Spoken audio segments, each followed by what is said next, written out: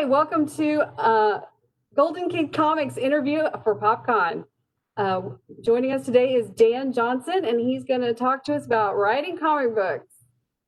Hi, everybody. How's everybody doing today? Hope everyone's doing well, and thank you for coming out to the virtual convention, which is scary enough becoming the new normal, apparently. So I know. This is like my third one. I know. So tell me about Golden Kid Comics. Well, Golden Kid Comics is a company that I co-started with a buddy of mine, Josh Holly. Josh and I started it about a couple years ago, and our intention was that we had noticed that a lot of companies, especially Marvel and DC, were not putting out books for kids.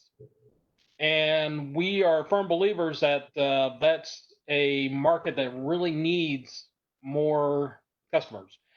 Um, as you know, I'm a huge advocate of literacy, child literacy, and I am a firm believer that comic books can be a gateway drug to literacy. You're Uh, absolutely my right. my opinion's always been you start kids out with comic books, then you move them on to short stories, then you move on to novellas, then you move on to novels and Russian epics. And as I've said before, my long-term goal is I want every kid to die on their deathbed when they're 103 years old, having only read War and Peace 3 times and cursing that fact. So tell us about your journey starting in the writing. How did you start writing? Well, I started out writing when I was just out of high school. One of my first jobs was writing for a local newspaper.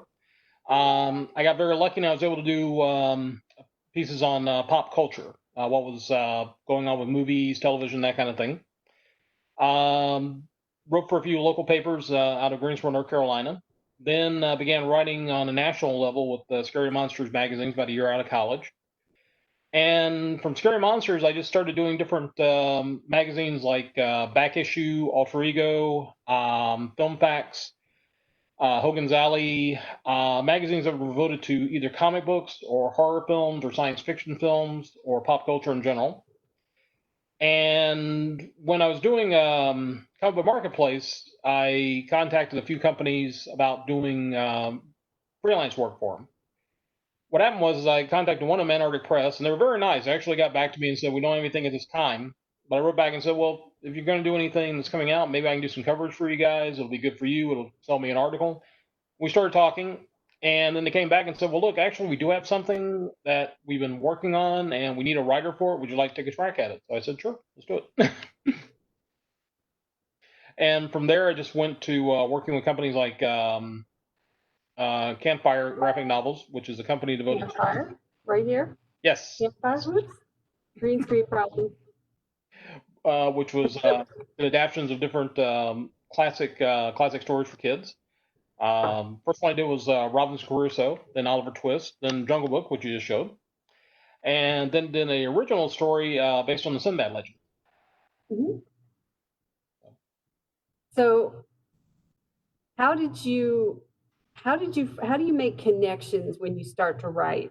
How do you meet people? Believe it or not, the easiest thing to do is just I've been very lucky. I haven't gone out there looking in terms of I know some people will do this. Some folks will go out there and they'll say, well, look, I'm going to try to cozy up to this person or that person because they can get me into it. Most of my connections have been just by friendship, just by people I've known.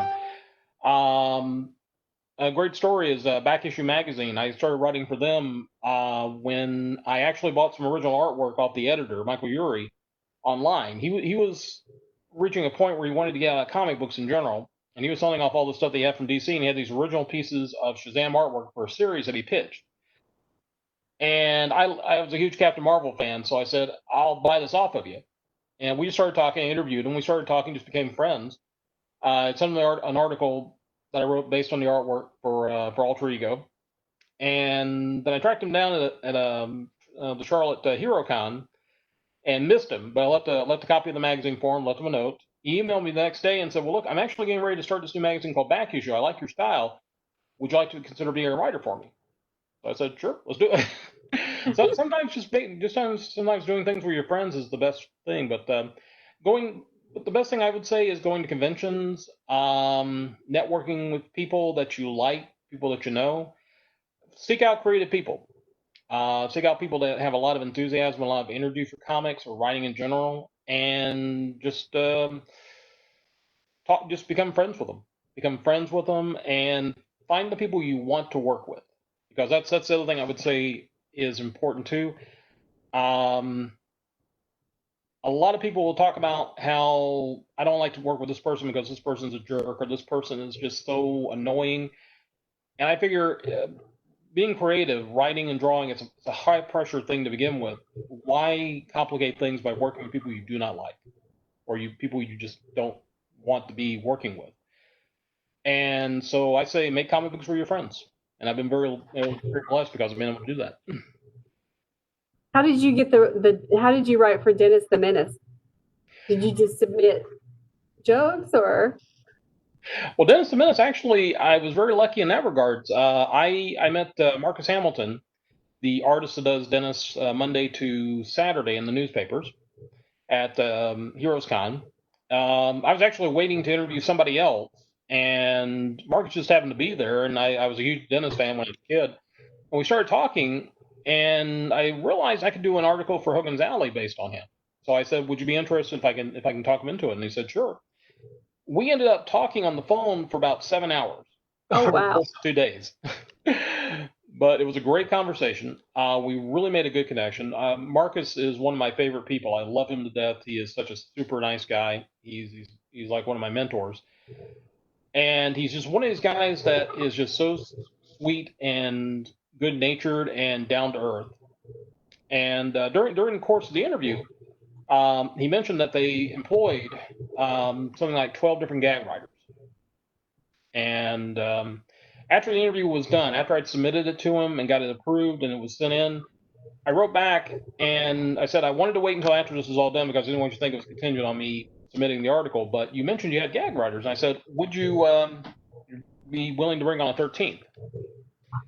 And he sat me down over the phone. He's explained to me what the process would be like. He said it doesn't pay a lot. If you're lucky, you maybe get like a couple of gags every quarter.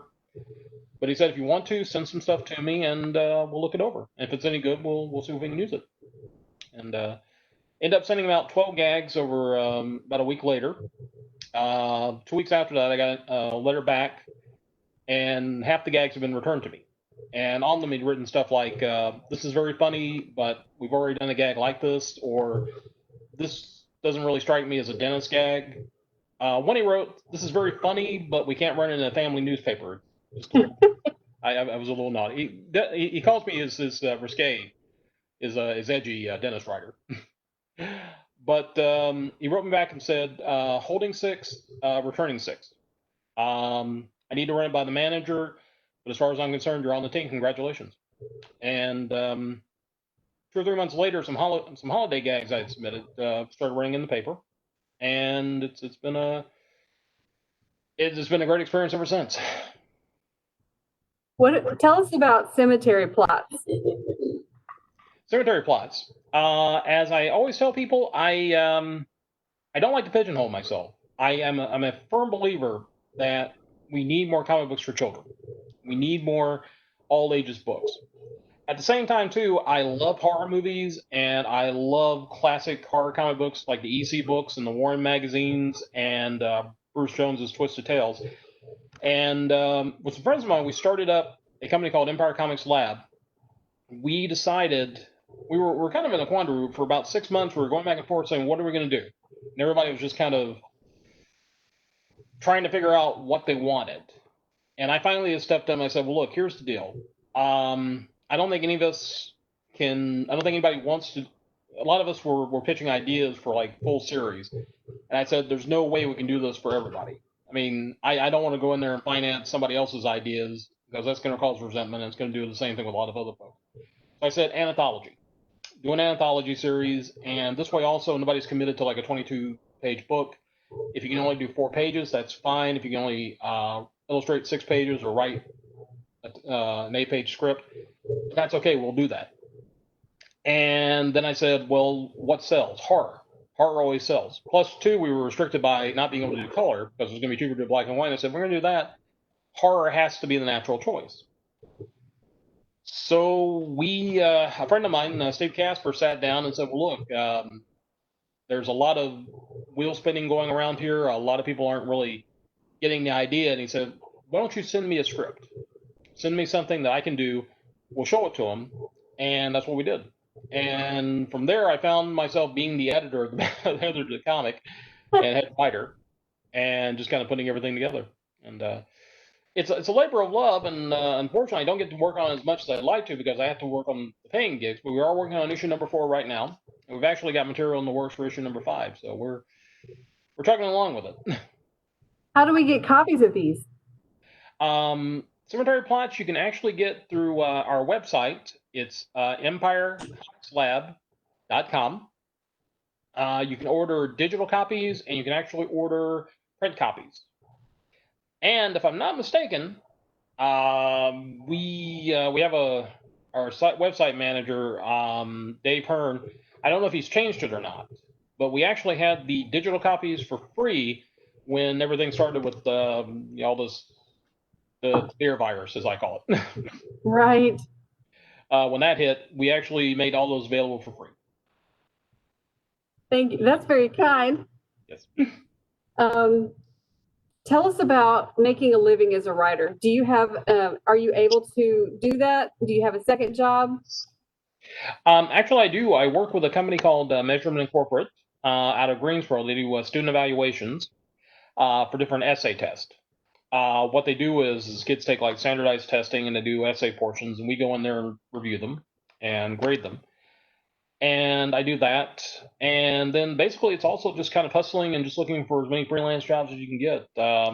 Like I said, the project that Kevin and I are working on right now, we're actually doing that. This is actually going to be a paid gig through comics. We're kind of excited about that. But at the same time, too, I'm also working with a company and doing some scripts for them. And it's a for pay gig as well. And then there's also magazine writing. There's also short story writing. It's just basically, if you get an opportunity to write, you take it. You also are involved with the Troy Library Con. Can you tell us about that? Yes. Troy Library Con, a good buddy of mine, Rodney Bennett, and I were invited to come down in 2015, I think it was. We were invited to come for their summer program. The North Carolina libraries were doing a thing where they were trying to get comic book creators in to do lectures and talks with kids to encourage the kids to get into reading, and also to kind of help spur their creative side as well. And Rodney and I came down there. We did a project that I do called Be Your Own Superhero, where we ask the kids a series of questions, and they're geared to try to get the kids to think positively about themselves, about what they like about themselves, and at the same time too also figure out what they like, what they enjoy doing, and we use that to make superheroes out of them. We use their questions and answer to kind of help create their origin, their backstories, even down to costumes. And it was a big hit, and we became friends with Linda Lamp, the librarian, the head librarian there in Troy, and she started talking to us about doing a comic book convention down there. And she said, "I've heard about the other libraries doing this, and we'd like to do it ourselves." So she said, "What would we need to do?" And my first response was, first of all, it's going to take a lot of work. It's going to take a lot of planning. It's going to take a lot of effort. You really should get somebody else to do it because I don't have the time. And then 2 minutes later, I'm turning around going, "Okay, this is what we're going to do." Yep, you get hooked. I take on more projects than I should, but I honestly I love it. I about 3 years ago I spent time where I was bored for about 2 weeks, and I went up the wall, and I was like, "No, I gotta have something going on continuously." But it was basically just a case of we started talking to some friends of ours, Rodney and I, that were into comic books, and got them in, their local creators. We invited Marcus Hamilton to come. He was down in Charlotte, and we had him come as our guest of honor. He's been our guest of honor every year since then. And we did it continuously for 5 years, and this is our first year we haven't done it because with everything being shut down. Yeah. Plus, two, the library is like one of the main polling places for early voting. And 2016 we did this. And that was a mess because the parking lot was filled up. Half the library was filled up with the polling places, and we always try to do it around September, late September, or in October as a Halloween event as well. So we kind of said, well, let's go ahead and just take this year off, and then we'll come back in 2021 and we'll make it even bigger and better. So are you working on Empire Comics Lab and the Golden Kid at the same time? Or is Oh yeah. Golden Kid, huh? Oh yeah. Oh yeah. Right now I'm working on some scripts for Cemetery Plots, and I'm working on Golden Kid Comics stories as well. I've got the secret project that we're working on right now through Shockwave that we can't really discuss at this moment. Okay. I'm trying to think what else I've got going on. I've got the two paper play projects that I'm working on. Plus getting ready to start an article for Back Issue Magazine. Well, is there anything you want to tell us about? Anything additionally in the future? Well, we encourage folks to please check out Golden Kid Comics, especially if you have kids that you want to get into reading. Like I said, it's a lot of fun for me doing this because I get a chance to write all ages comic book, all ages superheroes, which are always a lot of fun for me. Plus, I get to do the kind of stories that I think I would have liked as a kid myself. And plus, too, with me also, I get a little turned off sometimes by the cynicism of a lot of modern writers. A lot of guys who do superheroes now, I've actually heard them say that, something like Christopher Reeve's Superman or Chris Evans' Captain America would be very boring to do because they're too goody-goody. They're too nice. They're too much paragons of virtue, and you can't make those characters interesting. And I say, no, you can make those characters interesting. Of course you It's not can. hard enough. Yeah. And that was what I wanted to set out to do. I wanted to set out to make the kind of heroes that would inspire children. The kids could look up to, and kids could be able to enjoy and make them entertaining. We want to show that the good guys can be fun. Do you have any advice for budding writers? The best advice I can always offer people is just to get out there and write. I was actually talking to a friend of mine about this the other day. We were talking about how some writers will chase trends. I know you said keep it clean, but like 50 Shades of Grey, when it came out, a lot of people started talking about, well, you got to do the, books like that. Or if The Bourne Identity is selling well, then you got to do spy novels. Or if Bridges of Madison County is doing well, then you got to do that kind of book. And I've actually known writers that will do that kind of thing. And I asked them up front, I said, well, do you like spy novels? Do you like romance novels? Like, no, I don't, but that's what sells. And I'm like, well, why do it then? Write what you want to write. I always tell people the key thing is this: be your audience. Write the kind of stories that you want to read yourself. If you love science fiction stories, write science fiction stories. If you like historical novels, write historical novels. If you entertain yourself first and foremost, if you create something that you're happy with, that's half the job. The key next is to find people who will like it also. And the thing is, if you're true to yourself, if you find your voice, you will find an audience. So how did you hook up with Josh? Josh and I actually met through Empire Comics Lab. Josh joined our group, I think about a year or two after we got started. And we just started talking back and forth. I love his style. Josh has this wonderful cartoony style that is just fantastic. And I actually had one of these stories I did called Stalker Boy and Creepy Girl, a love story that for cemetery plots that needed a light touch. As I told Josh when I approached him about it, I said, this is actually something that I would see Jack Davis doing in the old EC comics. It needed a more cartoony touch. A more realistic touch would have killed the story, I think. And I begged him, I said, will you consider doing it? Because I think you're the perfect artist for it. And he was a little bit hesitant at first. Josh is a minister, and he was a little bit worried about doing horror comics. And we actually went back and forth on this, and he finally said, well, look, I think I can do it. Well, let's do it. So we did. And like I said, Josh, when Josh came to me and he said, I don't know if I can do this, I don't know if it fits my convictions, my first thought was, I'm disappointed because I love your style. I think it's perfect. But at the same time, too, I also like a guy who's going to stand up and say, I'm not comfortable doing this. And I was like, dude, I hate to lose you, but at the same time, too, I respect the heck out of you because you're willing to stand up and take a stand and say, look, I'm not comfortable doing this kind of story. And then he came back and said, well, look, it's not that bad. It's actually kind of a fun little story. It's twisted, but it's not gory. It's not R-rated or anything. So I said, let's do it. And like I said, we started talking from there. And then what happened was Josh actually got in touch with me about Golden Kid. It was actually his idea. And he said, well, look, I want to do these books for kids, and I think you're the right guy for it, for a partner. He said, would you be interested in joining me in writing? I said, sure. And I said, what do you got in mind? And he showed me the logo right here. Uh-huh. This is the first thing he had. And I was like, I was hooked. I was like, perfect. And then we started setting out saying, what are we going to do about this? And Josh had an idea about taking old public domain superheroes and updating them. I said, that's a good idea. The only problem I saw was that there were a lot of people doing that out there. Our character, the Flame, there's like 3 or 4 different takes on the character right now out there.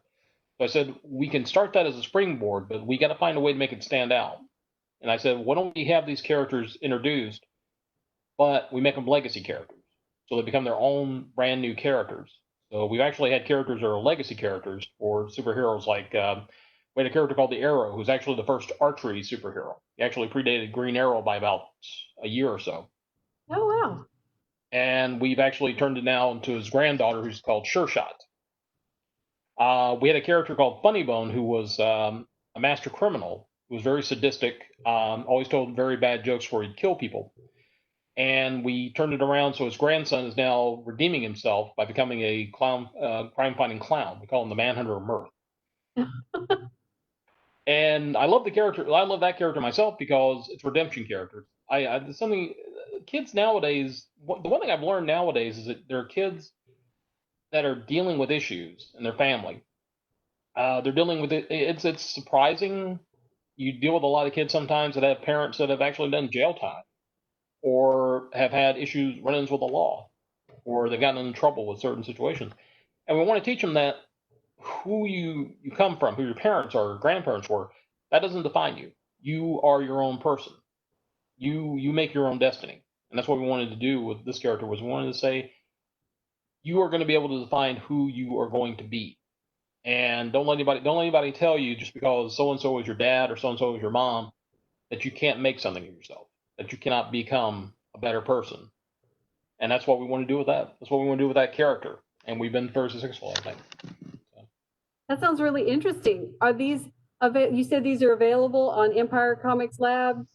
No, goldenkid.com? Actually, goldenkidcomics.com? Yes, actually, we have it's 2 different companies.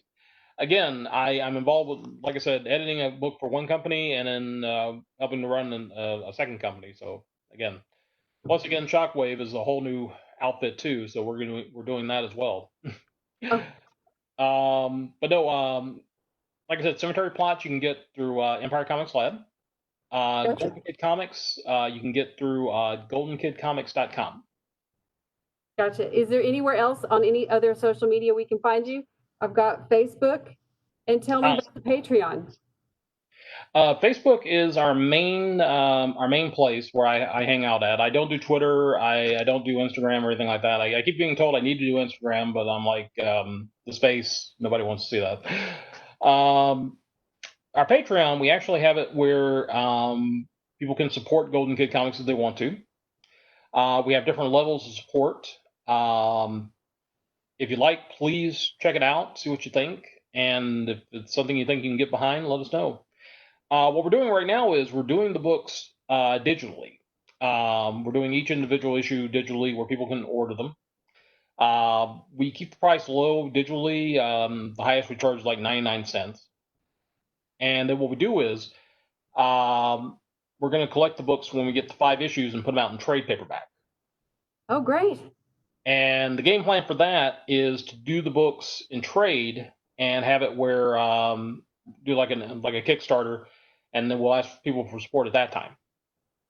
But have it where if you help us out, we'll definitely make sure you get hooked up with books. So Thank you. and hopefully we will post about it when you're ready to print. Let us know, and we'll support you. I appreciate it, Allison. Thank you. And like I said, hopefully things are coming along. We got a third issue of The Flame in the works right now, and I'm hoping we can get our first book out for that character hopefully by beginning of 2021. Well, thank you for joining us today. Thank you for I'm having sorry me. that John couldn't join us. We were having technical difficulties. Oh, that's okay. Like I said, he's got family, he's got things with his church and everything, and I thought my buddy Kevin Halter was going to be joining us, but he may have gotten sidelined. I think he's having issues getting in. So, well, thank you so much for joining us today. Thank you, Allison. Again, pleasure joining you, and thank you for having us. Stay safe. You too. Bye, everybody. Bye. Oh, and don't forget also. Free comic books, Golden Kid. If anybody's interested, they can contact me at my email address, and we'll be happy to send copies out. Okay, thank you. We will put that in our Facebook post. Awesome. Thank you. Take care. Talk to you soon. Bye.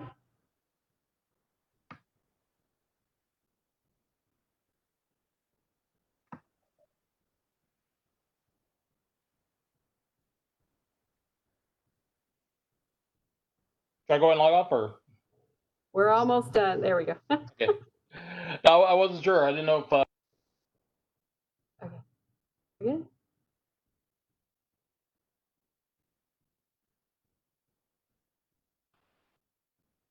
Well, this has been a wonderful day at Lee County Library's PopCon. I hope you enjoyed the day. You'll be able to find these videos on our YouTube, and they'll remain on our Facebook. And thank you so much for attending, or I hope you enjoyed this video afterwards. Thank you so much. Oh, thank you for all of our guests who joined us today, including Michael Brandt, Chip Sudderth, Kelly Yates, Mark Ryan, Dan Johnson. Thank you so much for joining us today. We had a lot of fun, and I hope sometime in the future we'll be able to have this convention in person. Thank you so much for coming.